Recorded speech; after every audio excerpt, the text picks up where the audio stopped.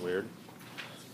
We would drop in our conversion factor, where we'd have seconds on the bottom, and in theory, kilometers on top. Do we have a conversion factor that allows us to convert between kilometers and seconds? No. What conversion factor do we have?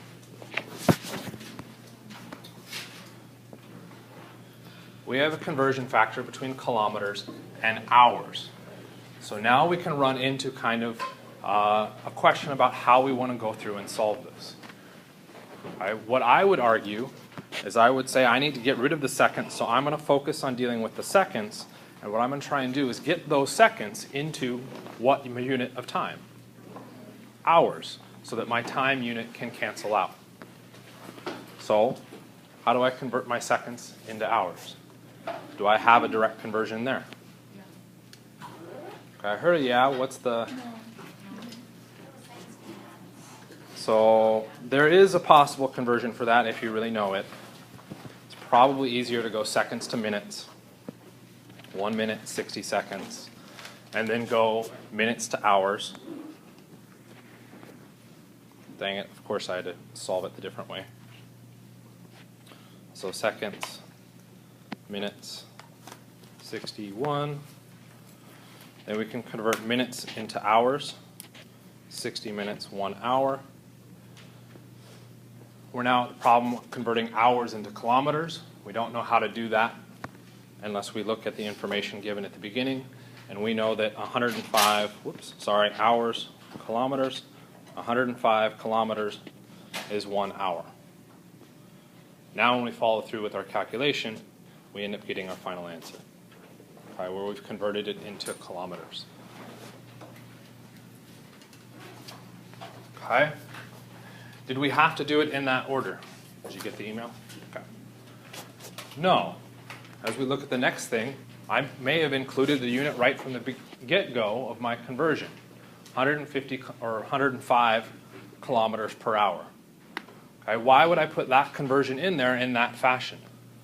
Why put the 105 on top?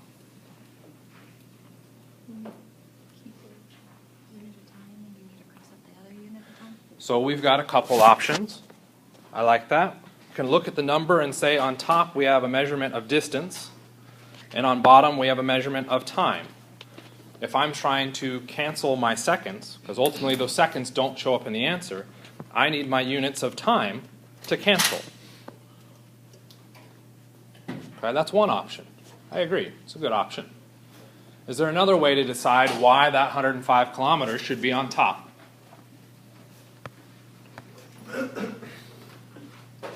Where's our unit of distance in our answer? Numerator or denominator? In the numerator. Where should the 105 kilometers, a measurement of distance, show up? In the numerator so that it can reflect my final answer. Okay? Once I've got that in there, yes, I may notice that I can't cancel out any units, so now I start to go through and come up with ways to get my units to cancel.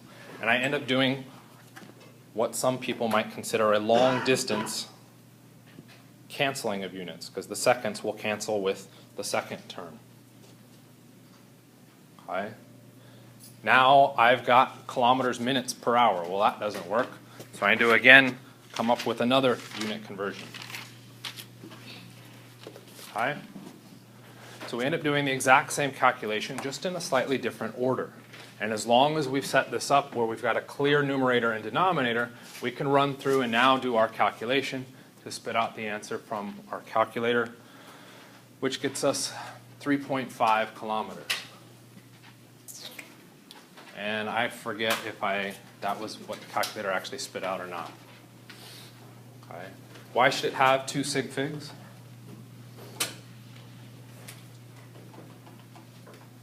So go back to your calculations.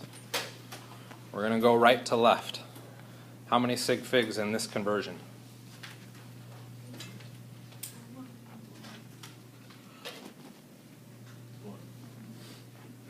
Why 1 sig fig?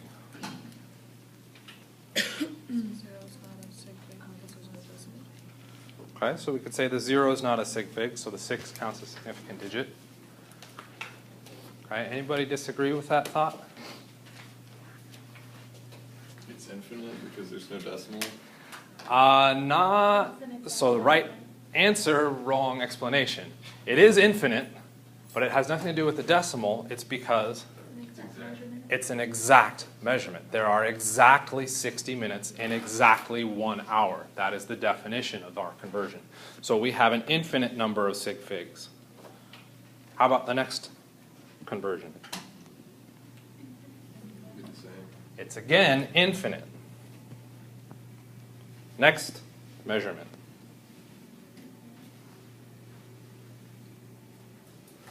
Same. Where did the 105 kilometers per hour come from? It was the speed of our motorcycle. It was an actual measurement in this case. It's not a defined conversion factor as in our hours and seconds, or our hours and minutes, or minutes and seconds. It was something given to us as a measurement out of the question. Which means if it's a measurement, it's not exact, and we now need to translate in how many sig figs. Should be 1. Okay, so now we run into more issues. I guess you're saying 1 because of the 1 hour. Yes. Okay, it's 105 kilometers per how many hours? What's our unit mean? Per a defined 1 hour, which means the 1 hour that we put down there is infinite. What number isn't infinite? The 105. I know that's tricky, but that's the way it works. Okay. So that conversion gives us 3 significant digits. Okay, well, 3, I only wrote 3.5, so something's got to be wrong. What else do I need to evaluate? Also have to look at our 120. Again, a measurement. How many sig figs in the 120? Only 2. Okay. So in a lot of cases, what you'll end up running into is numbers that are given to you are typically measurements. Conversion factors that have been defined are infinite. When we go through and run our calculation with multiplication and division, it is only as accurate as the smallest number of sig figs. So we have 2 sig figs in our answer. Our answer needs to come out to our 3.5 kilometers. Questions on that? Yes? In the practice exam, Yes. there is a amount of grams, and you're finding 95% of those grams. The 95 Yes. is given to you, the 95.0. Yes. Is that 3 sig something we're figs. counting as sig figs? Yes. And we'll look at percentages. I think that's one of the next slides is percentages. Okay. Before we move into percentages, I want to drop in one more conversion factor. How long in hours to go 90 decimal point miles? Okay, and I've added an extra conversion factor in there. 1 mile equals 1.61 kilometers. Okay. So go through and attempt this problem. I think I did not actually set this up right. No, I didn't. There's our percentage. So go through and we want hours. Start with the information given to us in our initial question, which is 90 miles. We can then, still ignoring everything else, just go through and see if we can do this conversion on our own. We want to get miles to cancel, and we ideally want hours on the top. Is there a conversion between miles and hours? No, there's not a standard conversion. That is a measurement of a speed. Are we given a speed? Yeah, but it's in the wrong units. Okay, so now what we've got to try and decide is how we want to go through and do our conversion. Okay, if I still want to get rid of the miles, or focus on the miles, what I can go through and do is say, how can I convert the miles into something else? Is there a conversion factor for miles into anything else? Kilometers. There is also a conversion factor for miles into feet. 5,280 feet. Why do we not use that one? What's that? Or repair. No? It's an extra step that we don't need, because I need to go to kilometers, not feet. If we've got the conversion that gets us directly to the unit we want, let's stick with that. We could go through and do feet, and we could then convert feet into meters. Okay? But that is extra steps, which does introduce error. But we've got a conversion factor that takes us directly there right away. So why bother to go through and move to a different unit system when we don't have to? Okay? So in this case, what is our conversion between miles and kilometers? So we dropped the 1.61 where? In front of kilometers, which happens to be in the numerator. Okay? The 1 drops in front of miles, which happens to be in the denominator. Our miles units cancel. So we now have effectively a new problem. But before we go through and try and solve this out entirely, or punch it into the calculator, we just want to drop in our new conversion. See if we can do it. We want the kilometers to cancel, so we'll drop it into the denominator so that the units can cancel. What unit do I want to get it into? Hours. Do I have a conversion factor, or do I have one memorized that allows me to convert between kilometers and hours? Yeah? What is it? 105 kilometers per hour. Where does the 105 show up? Careful. In front of kilometers. What number shows up in front of hours? 1. Why go through and do this calculation? Because you're used to dropping that 105 always in the numerator, because that's how we've seen it initially. It doesn't have to be. Let the units tell you where to put the numbers. Okay? If the units are set, your numbers will follow naturally afterwards. Okay? When we go through and now track our units, the kilometers cancel. We're left with what units? Hours. And we can end up with a final answer, which we can punch into the calculator. Hopefully Google Calculator worked for me. 1.38 hours. Everybody get that? Okay, is that the correct answer? Ooh, good. No, why is it wrong? We have to go back and look at our sig figs. For our first conversion factor, we've got 3 sig figs, which was based on the 105. The 1 was something that was implied as an infinite sig fig value. In the next conversion factor, how many sig figs? 3. It is 3. Why is it 3 this time? It's a conversion factor between unit systems. We're going from metric into English. The metric English conversion factors are not exact measurements, except for which one? The centimeters to inches has been defined as 2.54 centimeters is 1 inch. All the other ones are 3 sig figs. Okay, so we've got 3, excuse me, hopefully I didn't cough into the microphone too much. 3 sig figs, and that number, our very first number, what do we have? 2 sig figs. How come I can count that 0? Because the decimal point was placed in this one. So the answer that we would have to give, 1.4 hours. Okay. Questions? Think you're getting relatively comfortable with the conversions? A yes is sometimes nice. Maybe a no. Okay. Working on it. I can accept that too. Okay. What happens when we move into percents? Percents are all sorts of fun. Okay. Percents are a way to measure an amount per a possible total. Okay. Well, what's the possible total when we look at a percent? 100. Why do you know it's per 100?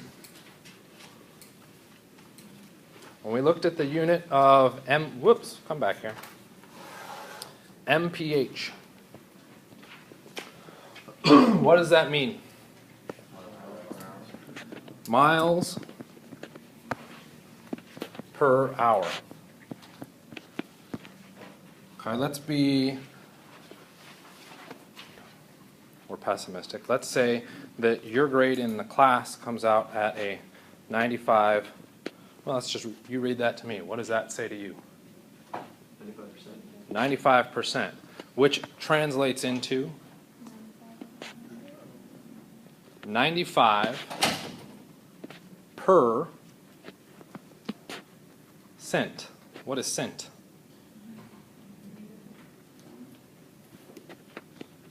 $100, which also written out is 95 over 100. So as far as a grade, you got 95 of a possible 100 things correct. Right? There's our percentage. When we're looking at using percentages everywhere else, we're doing effectively the same thing. We pretty much scale everything up to 100%, okay? And we say how many different pieces made up that bulk of 100. All right? So let's look at an example. Bronze is an alloy of copper and tin. What does that mean?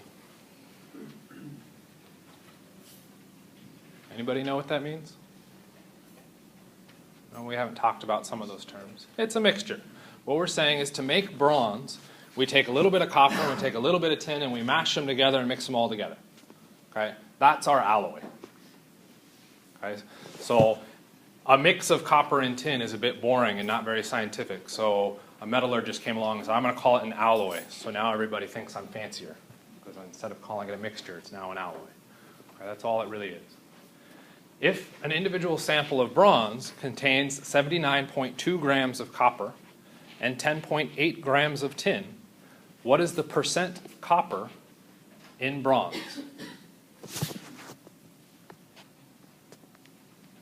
So how would we go through and solve that?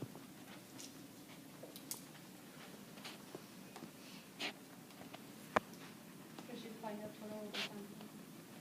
What's that? You get to find the total of the sample. We need to know how much of the total mass was there to begin with. Right? So what we're looking at within our percent is one quantity over the total sample. Okay? That we can then scale up by multiplying by 100 to make it out of 100%. And we now have a percentage. So I definitely did not leave myself enough space for this. So let's back that off a little bit. Equals our percent copper. What we'd go through and do is look at our formula. We know the times 100% needs to be in there. That's a 0. Right? What's our total sample size? 90 grams. How do you know it's 90 grams? Give me a little bit more work on that. When you add the copper and tin together. Our 79.2 grams of our copper plus our 10.8 grams of our tin. That's the total mass of the sample. That's all the possible things that could go into our copper or into our alloy. Okay? I want a percent copper in the total, so what number should show up on top? The copper. The copper, so that I get a percent of copper. Okay? What was the copper? 79.2 grams of our copper. Now when I crunch the calculation out, I get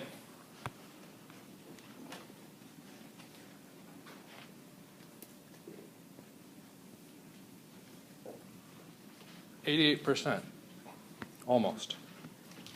What does your calculator tell you? Anybody actually punch it in? You can say no.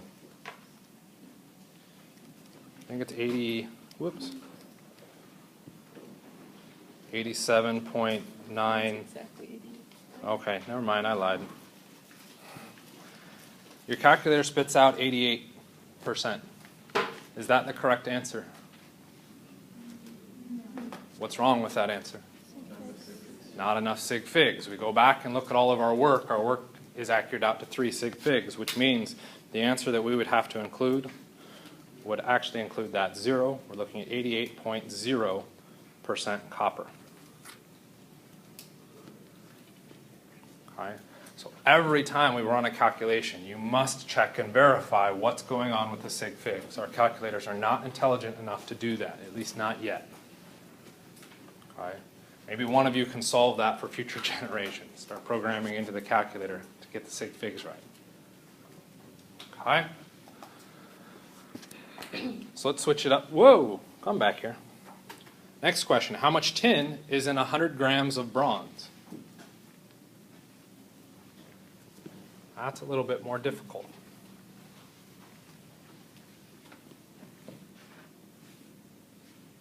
So any ideas? What do we want for an answer?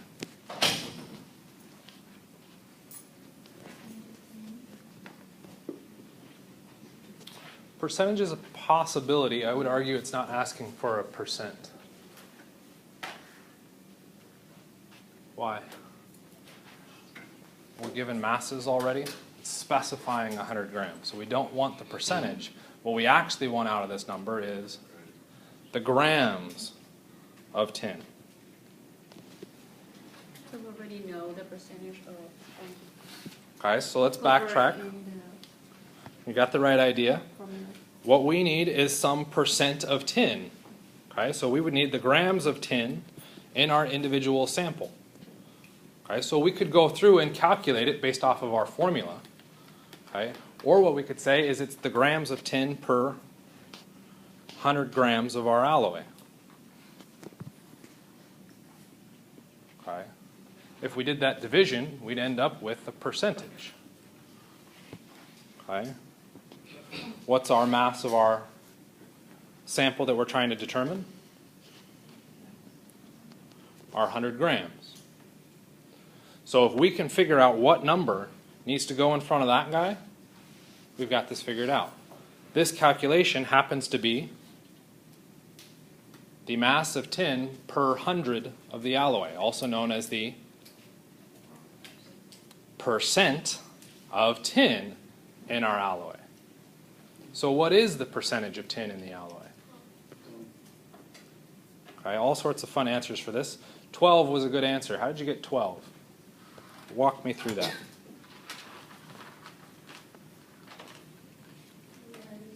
Bronze of 88%. Okay, the percent of copper plus the percent of tin needs to equal what percent? 100%. Why? Because it's percent. It's per 100. It's 100% is our total possible. So if we know the percent of copper to be 88%, what's the percent of our tin? 12.0%. We have to know that that's always the alloy. That's always the makeup of the alloy. We're basing it off of the question here. So there is an implied that that is the we're asked about that alloy. That specific alloy. So you're right, it does need a little bit more clarification within that. I'll tell you that it will come out exactly like this. You won't get assuming the alloy stays the same. Why must we make that assumption? Because if we don't make that assumption, can we solve the problem? We don't have enough information to do it. Okay? We can then do our subtraction, and our percent of tin would be 100 minus our 88. There's our 12%. How else could we have solved it? Same way we did copper. The same way we did the copper. Our percent of tin will equal the amount of tin, 10.8 grams, in our 90 grams of our alloy, which gives us as a number, those of you with a calculator, 12.0. oh, look at that, 12.0%. So multiple ways that we can go ahead and get that number to plug it in. Okay? So our percentages, in a certain respect, are a little bit easier because we're always basing it off of a scale of 100. Okay? It's how many parts are in 100. I know you had a question on percentages, and I don't remember what it was. I wasn't sure if the percent given was counted as specific, like it was 95.0%. Oh, yes. So in a question, it was the practice exam. Question said something like 95.0% copper I'm not sure. in a penny. It's just 95.0% of 300 and something. Yeah, 3.0 micrograms. Copper of 3.01 grams. Okay. How many sig figs would we expect if we ran a calculation using these numbers? 3, because Smallest amount of sig figs is 3. both of our numbers have 3 sig figs. How about now? Be 2. Now it's based on 2. So the percentage is a standard calculation just like everything else. It is a measurement. It does count towards sig figs. So in the question in the practice exam, I had to carry it out that far because the other numbers provided were also at that position. Okay, in theory, they were all 3 sig figs. Okay. Questions? Okay. Volumes. Kind of a fun thing going on with volumes. Mathematically, what we're looking at for a standard shape being a square or rectangle, length times width times height. Thankfully, we aren't going to get too far beyond that because what we'll do is generate our standard unit of volume from a standard square. So our volume for a liter was defined as the cube that is 10 centimeters on a side. All right? That gives us our measurement. Okay, so what is the length unit for our volume? So we're saying 1 liter equals what? And now I want to bring in a length measurement, a length unit. What was that? 10 centimeters cubed. It's going to be equal to 10 centimeters. Okay, I like what you said cubed, but I'm going to break it down a little bit more than that. Times 10 centimeters times 10 centimeters. Also known as 10 centimeters cubed, third power. Okay, punch it into your calculator. What do you get? Or you can punch it in your brain. That's fine too. You get 1,000. Calculator doesn't tell you the unit. What's the unit? Most people will write just centimeters. Is that correct? No, we didn't cancel the other 2 centimeters. It's centimeters cubed. Okay? We have to realize that we didn't lose any of those centimeters to our calculation. So our length unit of volume, as far as a liter, at least in this case, is 1,000 centimeters cubed. Okay? So we have to be very, very careful when using these kind of cubed or even squared values, because it is very tempting to lose those units. Make sure you keep track of them when you run through and do the calculation. Okay? So our basic metric unit is a liter. We can then operate off of that. If we wanted it in a distance or length measurement, that's where we can get that 1,000 centimeters cubed. Okay? So now what I want you to do is use your conversion skills to determine the unit factor between centimeters cubed and milliliters. I don't remember. What's my next slide? Never mind. Come back here. It's an important Star Wars.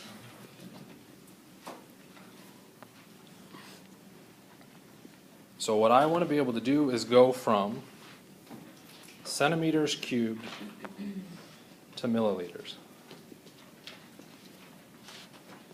Whoops.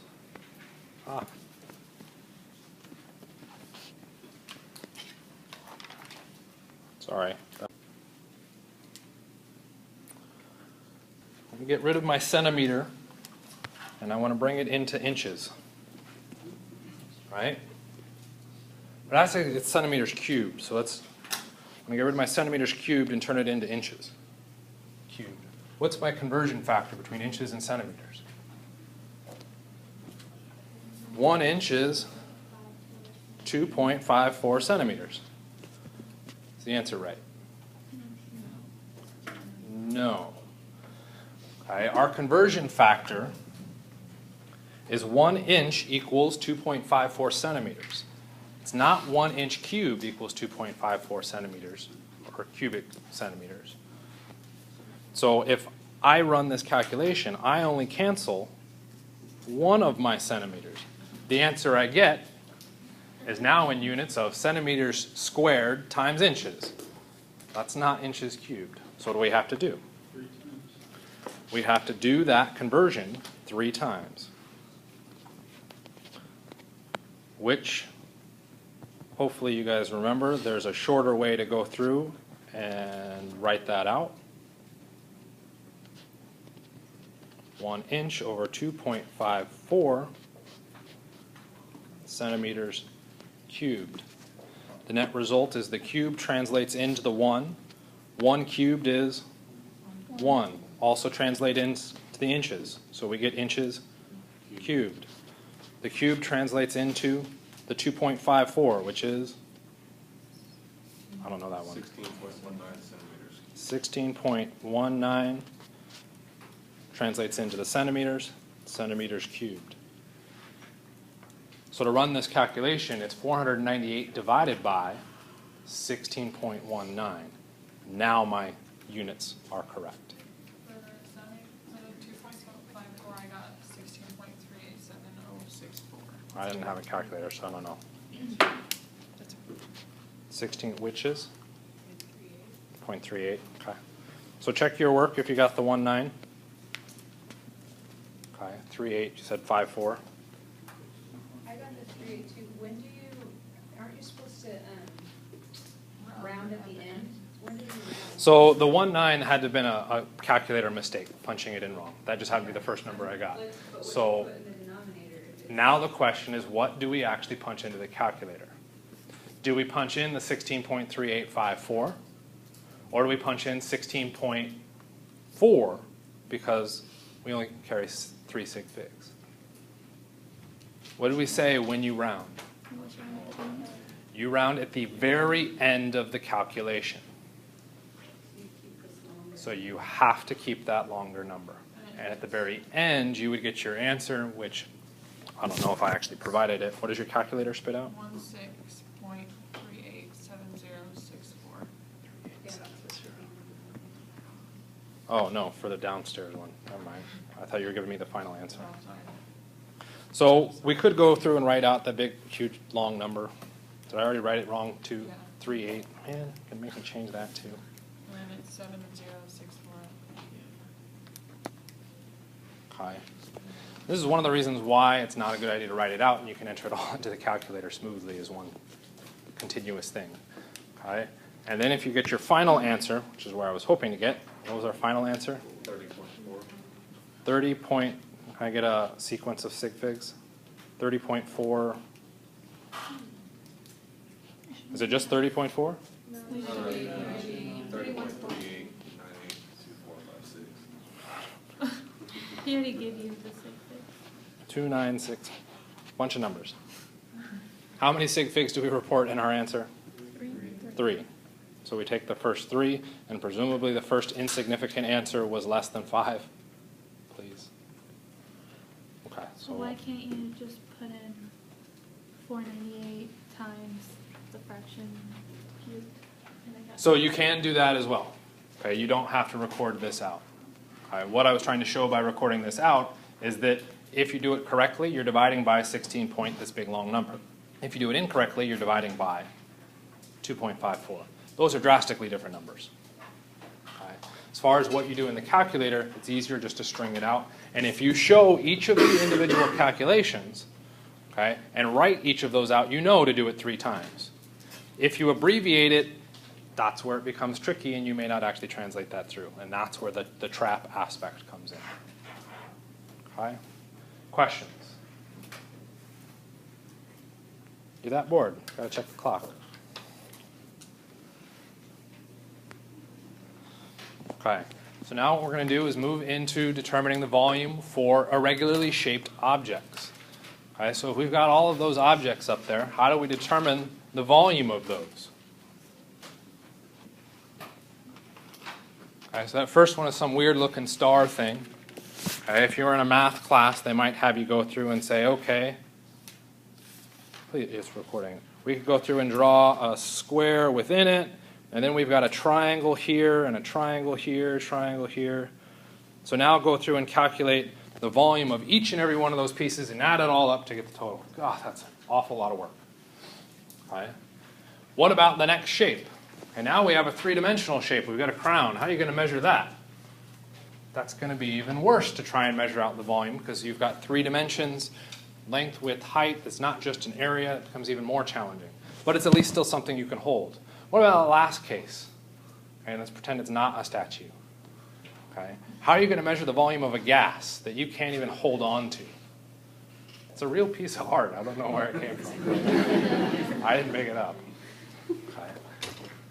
It's going to be very difficult to go through and measure these individual volumes. So we want to come up with some other method to go through and do it. So how could we come up with another method?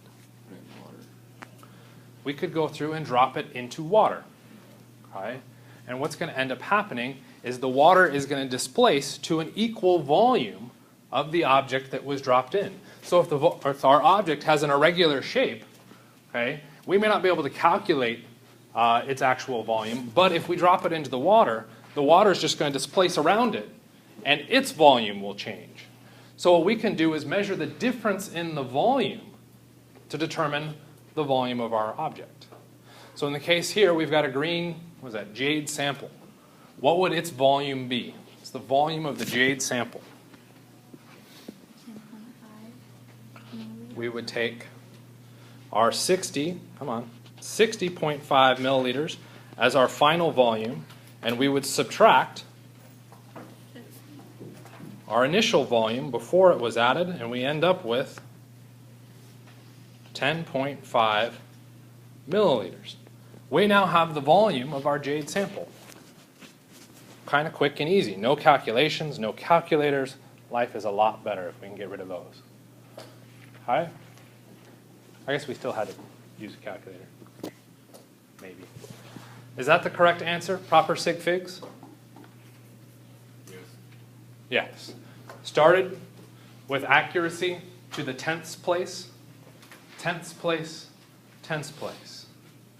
Do we care about how many sig figs are in the number? No, because when we do addition and subtraction, it's based on the accuracy of the least accurate measurement. It's only based on the place, not the total number of sig figs. Okay? So in this case, we do end up with 3 sig figs, but we're really more concerned that we have the information to the tenths decimal place because our measurements report to the tenths decimal place. Okay? You guys remember that rule? Okay. At least a few head shakes. Gas, a little bit trickier to work with, but we can do it with water as well. So we've got a fancy little apparatus here. We can heat up a sample where it decomposes and releases a gas. That gas can then get pumped into a container, and it will pressurize, forcing water out of our container and into another container. We can look at the change in volume in our outer container. That's going to move to the next slide. No, it didn't. Good. We can look at a change in volume to determine the volume of gas produced. Okay, how else could we do it? We could inflate a balloon and measure the volume of the balloon. Okay, that's a lot more work because we now have to do our volume calculation for an approximate sphere. Okay, so this way we can use the water to measure that. There is a big issue with this apparatus that kind of bugs me a little bit. Okay, when you take a balloon and you heat it up, what happens? It expands. Okay. Did you add more gas to it? No. Okay, what's happening? We've provided more kinetic energy to the individual gas particles, which then means they occupy a larger volume. If we're going to heat this sample, we're now going to potentially see a volume change based on temperature, not based on the amount of species that's present. Okay. That relationship is discovered or analyzed when we look at the ideal gas law in chapter who knows what, 13, 14. So we'll see it at the end of the semester. Okay. Density. I think one of the when are we 40? I always ask. Okay. So we'll probably finish density and we may start into the next one ideally. Okay. Okay, density is an intrinsic property for an individual species or an individual sample. Okay, so we could go through and look at a famous question. Which weighs more, a pound of lead or a pound of feathers? Which weighs more? They're equal. They're both a pound. Okay? But our response is this gut instinct towards lead. One of the explanations behind why we have this kind of mistrigger in our head could be based on our interpretations of density. And we think more about how it's going to hurt us when it gets hit. Okay? Our feathers can occupy a larger volume, so the mass, the pounds that we would get hit by per individual square inch is relatively minimal, because that large volume is then going to be spread over a larger area. It hurts less. Whereas the pound of lead is hitting us in a very small point. That's going to hurt a lot more. Okay? That relationship is ultimately your density. It's the measure of the mass in relationship to the volume that that mass occupies.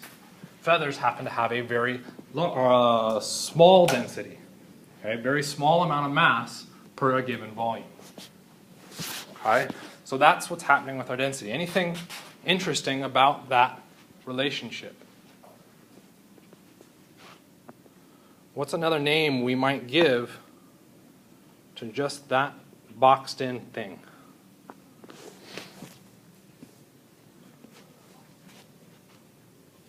Oh, it's kind of a vague question.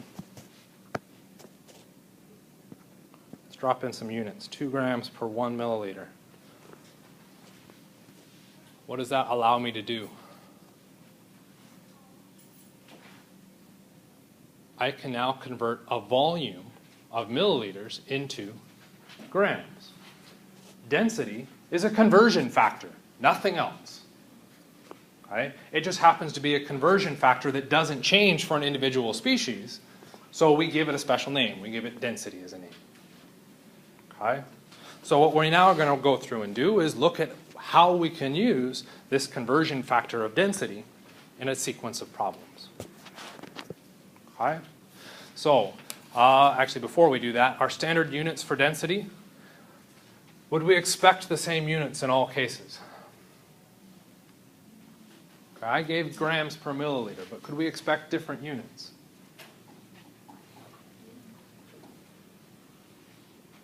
Okay, let's take a look at an equal volume of a solid, a liquid, and a gas.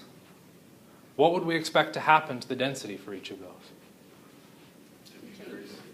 So it should decrease pretty drastically. When we get to the gas phase, all of those particles are really far away from each other. They want more space, okay? Which means the mass within that given volume is a lot smaller, which means the density decreases. If we look at the density between ice, or our solid, and our liquid, what happened to the density change? It increased. Water's a little bit tricky. Let's do a kind of an approximation on this. How close are they? They're pretty close. When we do a phase change from a solid to a liquid, the density stays relatively constant.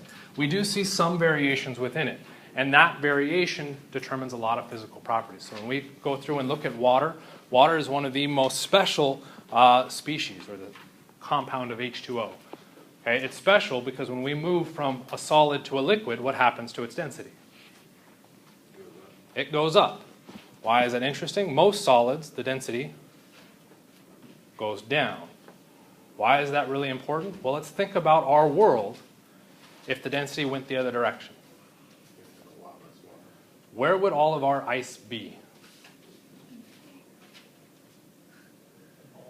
At the bottom of the ocean, where it's further away from the sun. So what ends up happening?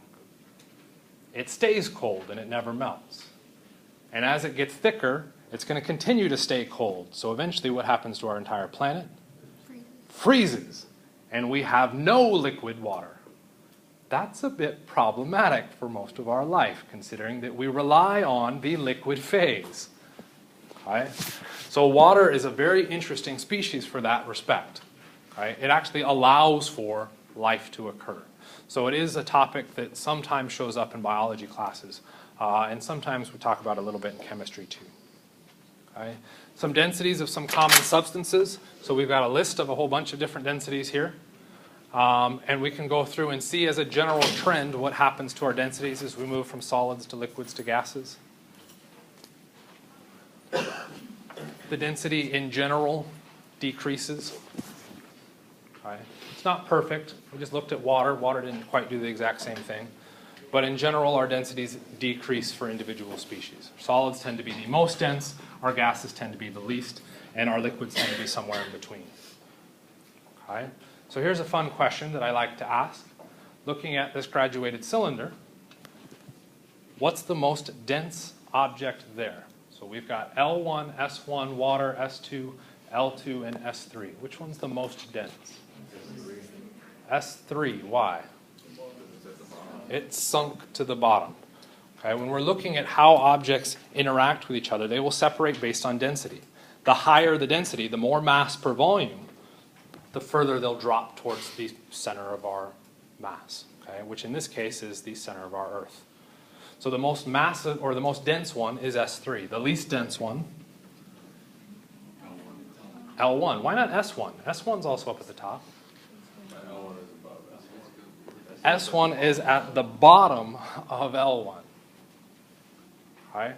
So the most dense is S3, followed by L2, followed by S2, followed by,